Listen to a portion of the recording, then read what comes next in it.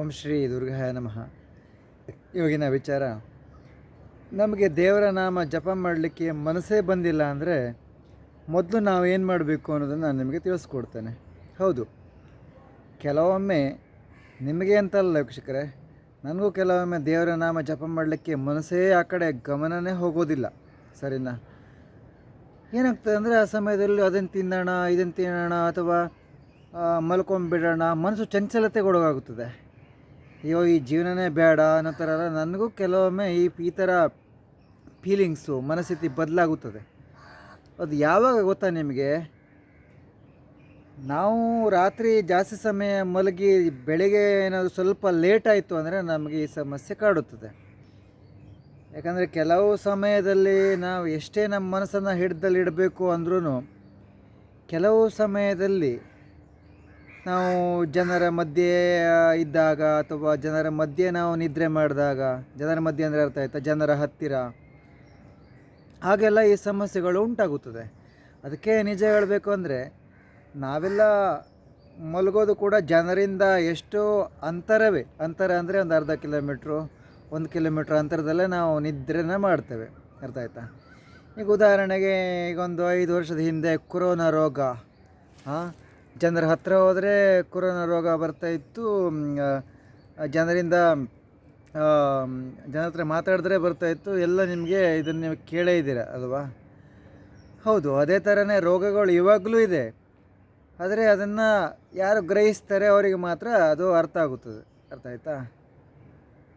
ಹಾಗೆಯೇ ನಾವು ಕೂಡ ಈಗ ರೋಗಗಳನ್ನು ನಾವು ಗ್ರಹಿಸ್ತೀವಿ. ಅದಕ್ಕೋಸ್ಕರ ಆದಷ್ಟು ನಾವು ಜನರಿಂದ ದೂರನೇ ಇರ್ತೀವಿ. ಅರ್ಥ ಆಯ್ತಾ? ಅದಕ್ಕೆ ನಮಗೆ ಯಾವುದೇ ರೀತಿಯ ರೋಗಗಳು ಬರೋದಿಲ್ಲ. ನಾವೇ ಹೆಚ್ಚಿನ ಪ್ರಮಾಣದಲ್ಲಿ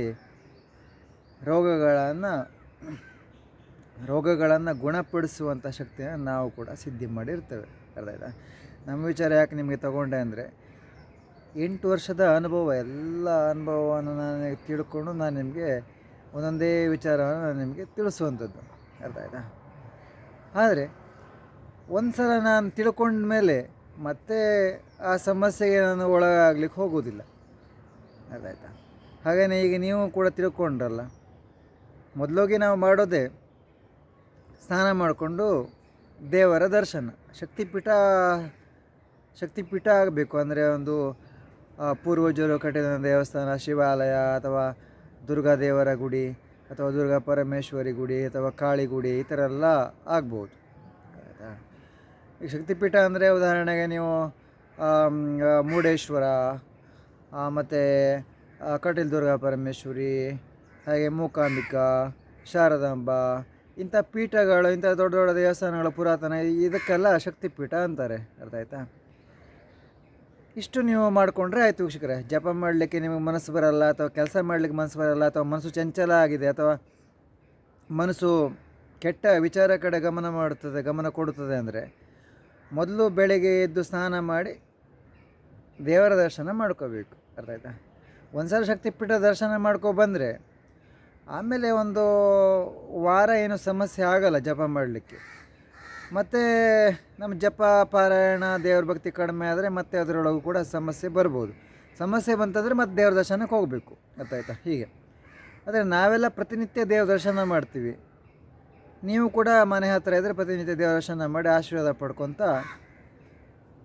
ದೇವರಿಂದ ಆಶೀರ್ವಾದ ಪಡ್ಕೊತ ತುಂಬ ಆರೋಗ್ಯವಾಗಿರ್ಬೋದು ಅಂತ ಹೇಳ್ತಾ ನಾನು ವಿಡಿಯೋನ ಮುಗಿಸ್ತೇನೆ. ಓಂ ಶ್ರೀ ದುರ್ಗಾಯ ನಮಃ.